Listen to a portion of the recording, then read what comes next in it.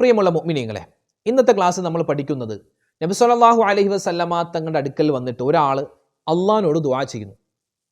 ആ ദുആ ചെയ്യുമ്പോൾ അള്ളാഹിൻ്റെ ഹബീബ് പറഞ്ഞു, ഇയാൾ ദുആ ചെയ്യുന്നത് ഇസ്മുൽ അഅ്ളം പറഞ്ഞിട്ടാണല്ലോ, അതുകൊണ്ട് തന്നെ ഇയാളുടെ ദുആ അള്ളാഹു സ്വീകരിക്കും. എങ്ങനെ? ഇയാൾ ദുആ ചെയ്യുന്നത് ഇസ്മുൽ അഅ്ളം, അള്ളാഹുവിൻ്റെ ഉന്നതമായ പേര് പറഞ്ഞിട്ടാണല്ലോ ഇയാൾ ദുആ ചെയ്യുന്നത്, അതുകൊണ്ട് തന്നെ അള്ളാഹു തആല ഇയാളുടെ ദുആ സ്വീകരിക്കും. ഏതാണ് ആ ദുആ? നമുക്കൊക്കെ സിമ്പിളായി പറയാൻ പറ്റുന്ന ദുആയാണ്.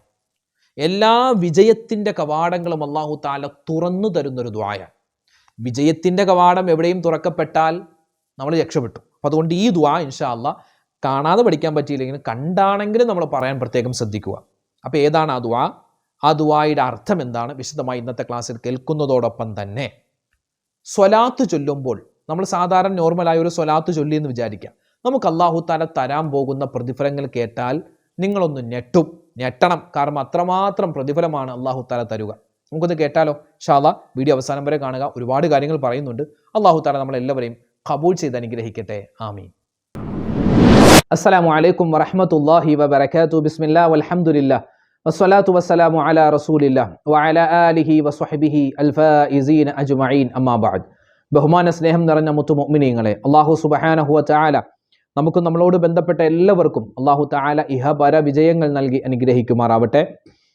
പരിശുദ്ധമായ പവിത്രതകൾ ഏറെ നിറഞ്ഞ ഈ സുന്ദരമായ റബീഉൽ അവ്വൽ മാസം, അല്ലാഹുവേ, ഞങ്ങൾ ഈ മാസത്തിൽ ഒരുപാട് നന്മകൾ ചെയ്തുകൊണ്ടിരിക്കുന്നു. എല്ലാം നീ സ്വീകരിക്കണേ റബ്ബേ, കബൂലാക്കണേ അല്ലാഹ്. മുത്തുനബി മുഹമ്മദ് മുസ്തഫ സ്വല്ലല്ലാഹു അലൈഹി വസല്ലമ തങ്ങളുടെ പേരിൽ നമ്മൾ ഒരുപാട് സ്വലാത്തുകൾ ചൊല്ലുന്നവരാണ് അല്ലേ?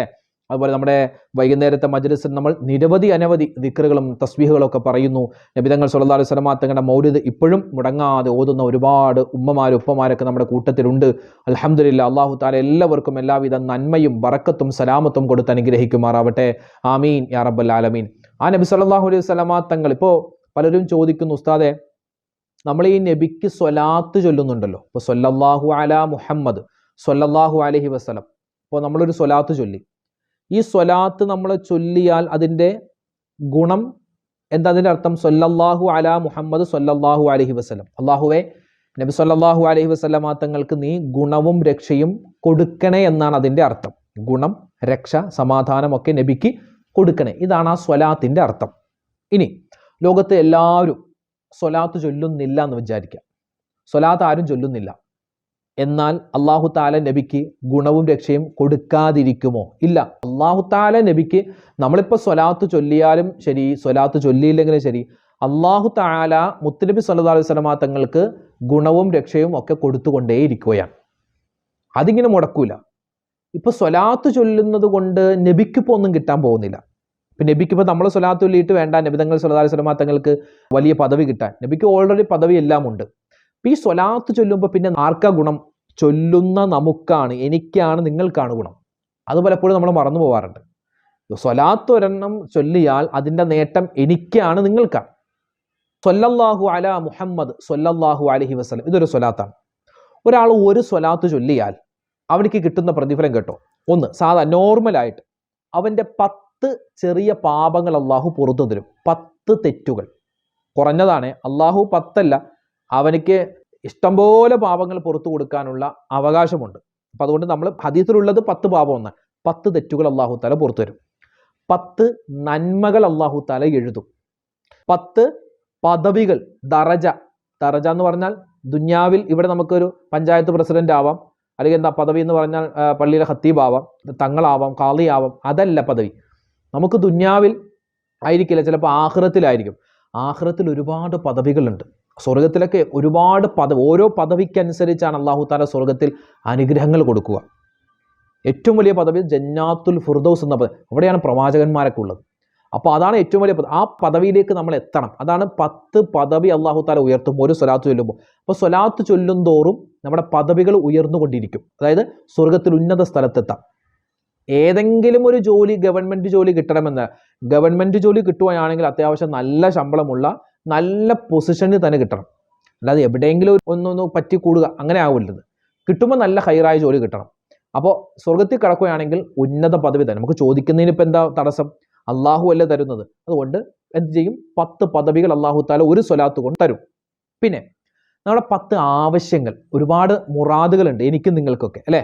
നമ്മുടെ മക്കളുടെ കാര്യം, കച്ചവടത്തിൻ്റെ കാര്യം, കടങ്ങൾ ഉണ്ട്, അതൊക്കെ വീട്ടാനുള്ള 10 ആവശ്യങ്ങൾ അല്ലാഹു തആല നിറവേറ്റി തരും. പിന്നെ 10 ബുദ്ധിമുട്ടുകൾ അല്ലാഹു തആല മാറ്റും.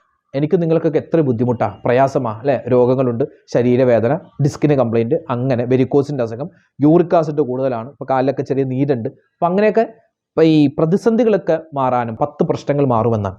അപ്പോൾ എത്ര നേട്ടമാണ് ഒരു സ്വലാത്ത് കൊണ്ട് എനിക്കും നിങ്ങൾക്കും കിട്ടുന്നത്. അതുകൊണ്ട് സ്വലാത്ത് ചൊല്ലാത്തൊരു ദിവസം പോലും ഉണ്ടാവരുത്. അല്ലെ, അള്ളാഹു ചെയ്യുന്നൊരു പരിപാടിയാണ് സ്വലാത്ത് ചൊല്ലുക എന്ന് പറഞ്ഞാൽ അല്ലേ? ഇന്നല്ലാഹ വ മലായികതഹു എന്നാണ്. അള്ളാഹു ചൊല്ലുന്നു, അവൻ്റെ മലക്കുകളും ചൊല്ലുന്നു എന്നാണ്.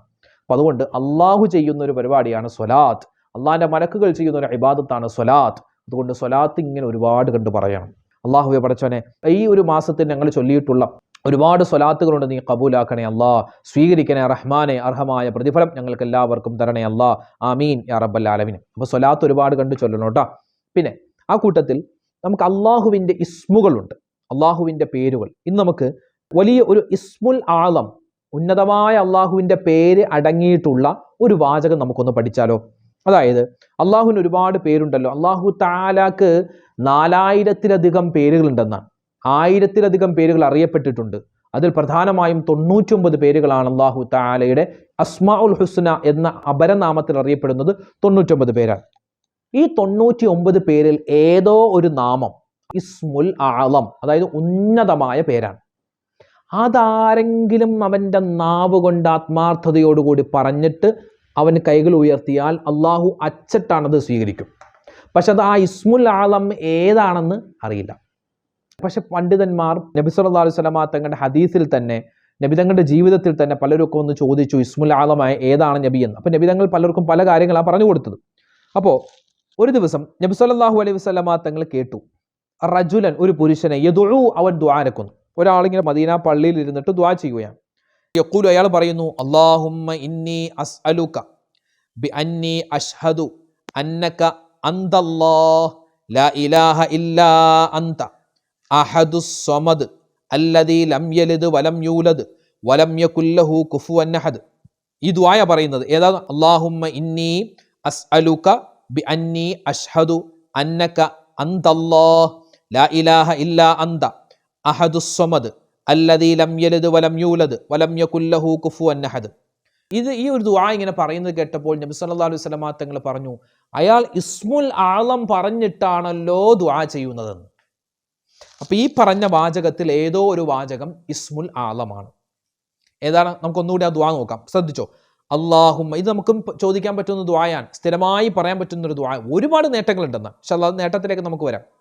അല്ലാഹുമ്മ, അല്ലാഹുവേ, ഇന്നി, നിശ്ചയമായും ഞാൻ, അസ്അലുക, നിന്നോട് ഞാൻ ചോദിക്കുന്നു, ബി അന്നി, നിശ്ചയമായും ഞാൻ, അഷ്ഹദു, ഞാൻ സാക്ഷ്യം വഹിക്കുന്നു, അന്നക, നിശ്ചയമായും അല്ലാഹുവേ നീ, അന്തല്ലാഹ്, നീയാണ് റബ്ബ്, ലാ ഇലാഹ ഇല്ലാ അന്ത, നീ അല്ലാതെ ആരാധനക്കർഹനില്ല, അഹദുൻ, നീ ഏകനാൻ, സ്വമദ്, നീ എല്ലാ സൃഷ്ടികളും അല്ലെ അല്ലാഹുവേ നിന്നിലേക്ക് ആവശ്യമുള്ളവനാണ്, അല്ലതി, എങ്ങനെയുള്ള അല്ലാഹുവാണ്, ലം യലിദ് വലം യൂലദ് വലം യകുൽ ലഹു കുഫുവൻ അഹദ്, അല്ലാഹു പ്രസവിച്ചിട്ടില്ല, മറ്റൊരാൾ അല്ലാഹനെ പ്രസവിച്ചിട്ടുമില്ല, മറ്റൊരാളുടെ മകനുമല്ല, അല്ലാഹു തആല ആരുടെയും കുട്ടിയല്ല, അല്ലാഹുവിന് ഉമ്മയില്ല വാപ്പയില്ല, അല്ലാഹു തആലക്ക് ഭാര്യയില്ല മക്കളില്ല, അവനെ പോലെ വേറെ ആരുമില്ല.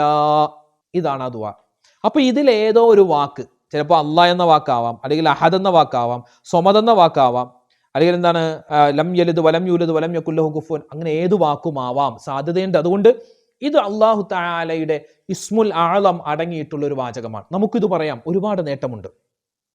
ഒരാൾക്ക് ഖൈറിൻ്റെ വാതിലുകൾ, അവൻ്റെ കച്ചവടം, ബിസിനസ് എല്ലാം, അതൊക്കെ ഒന്ന് വലിയ രൂപത്തിൽ ഒരു ഭംഗിയാണ്. എത്രയോ ആളുകളാണെന്നറിയോ ചോദിക്കാറുണ്ട്, ഉസ്താദെ വലിയ പ്രശ്നമാണ്, സങ്കടമാണ്, സ്ഥിരമായി ചൊല്ലാൻ പറ്റിയ എന്തെങ്കിലും ഒരു കാര്യം പറഞ്ഞുതരോ?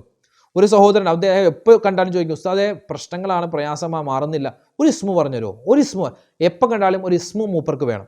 ഞാൻ പല ഇസ്മുകളും പറഞ്ഞു കൊടുത്തിട്ടുണ്ട്. അപ്പോൾ അങ്ങനെ നമുക്ക് സ്ഥിരമായ ഒരു കാര്യം നേടിയെടുക്കണം. അതിനൊക്കെ നമുക്ക് ചൊല്ലാൻ പറ്റിയ ഒന്നുകൂടി പറയാം.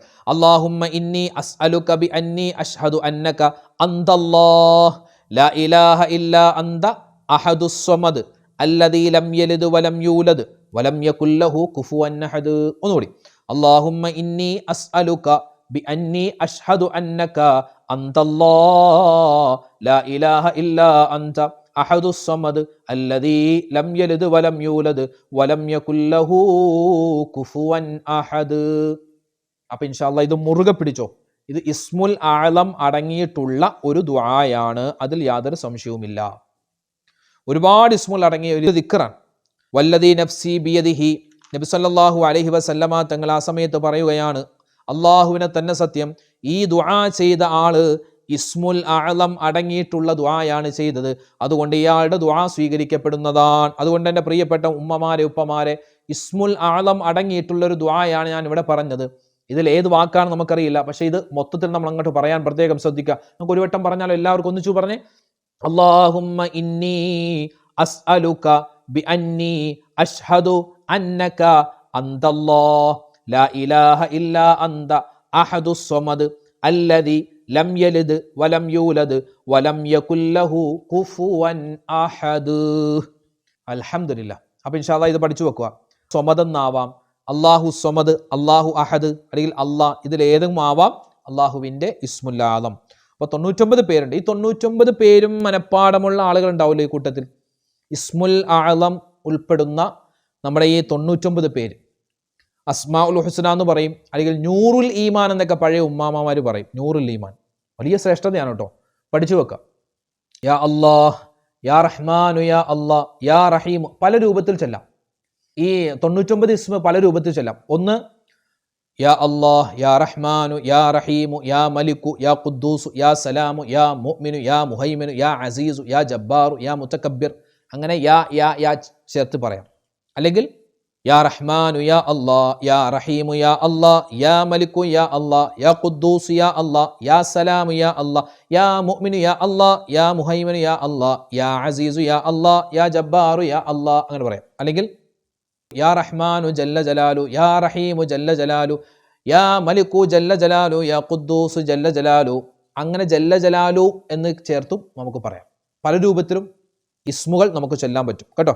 അപ്പോൾ ഇൻഷാ അല്ലാഹ് ഒരു ഇസ്മു നമ്മൾ പഠിച്ചു വെച്ചാൽ അതൊരു ഇസ്മുൽ ആലമാണ് എന്ന് മനസ്സിൽ കരുതിയിട്ട് നമ്മൾ ദുആ ചെയ്യണം. അല്ലാഹുവേ, യാ റഹ്മാനു യാ അല്ലാഹ് എന്ന ഇസ്മു പടച്ചവനെ എൻ്റെ നാവിൽ എപ്പോഴും. ഇപ്പോൾ ഇസ്മുൽ ആലം ഏതാണെന്ന് ഒരു മഹാനോട് ചോദിക്കപ്പെട്ടു. അപ്പോൾ അദ്ദേഹം പറഞ്ഞു, ഒരാൾക്ക് അയാളുടെ മനസ്സിൽ എപ്പോഴും വരുന്ന ഒരു ഇസ്മ ഏതാണോ അതായിരിക്കും ഇസ്മുൽ ആലം എന്നാണ്. സത്യം പറയാം, എൻ്റെ മനസ്സിൽ എപ്പോഴും വരുന്ന ഇസ്മ ഏതാണെന്ന് അറിയോ?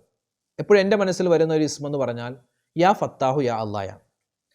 ഈ കൂട്ടത്തിൽ ഉണ്ടാവും അല്ലെ, യാ ഫത്താഹു യാ അല്ലാഹ് എന്ന ഇസ്മ ഒരുപാട് കണ്ടു ചൊല്ലുന്ന, അല്ലെങ്കിൽ അത് അധികരിപ്പിക്കുന്ന പലരും ഈ കൂട്ടത്തിലുണ്ടാവും. യാ ഫത്താഹു യാ അല്ലാഹ്, അതാണ് എൻ്റെ മനസ്സിൽ പെട്ടെന്ന് വരിക. ചില ആളുകളുടെ മനസ്സിൽ യാ ലത്തീഫ് യാ അല്ലാഹ് ആവും.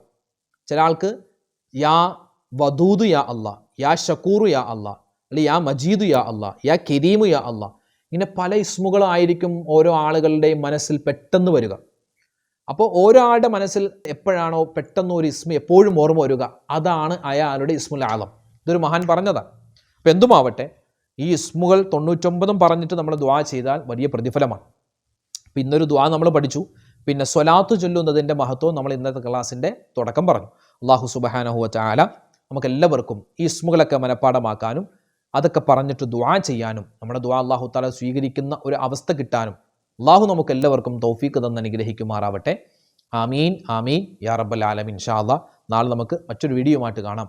അല്ലാഹു റബ്ബുൽ ഇസ്സത്ത് നമ്മളെല്ലാവരെയും ഖബൂൽ ചെയ്ത് അനുഗ്രഹിക്കുമാറാവട്ടെ. നമ്മുടെ ഹലാലായ മുറാദുകൾ അല്ലാഹു തആല ഹാസിലാക്കി തരട്ടെ. എല്ലാ വിഷമങ്ങളും സങ്കടങ്ങളും ദുരിതങ്ങളും മാറ്റി എല്ലാവിധ നന്മയിലുമായി നമ്മുടെ ജീവിതത്തെ അല്ലാഹു തആല മാറ്റി അനുഗ്രഹിക്കട്ടെ. ആമീൻ യാ റബ്ബൽ ആലമീൻ. അസ്സലാമു അലൈക്കും വറഹ്മത്തുള്ളാഹി തആല വബറകാതുഹു.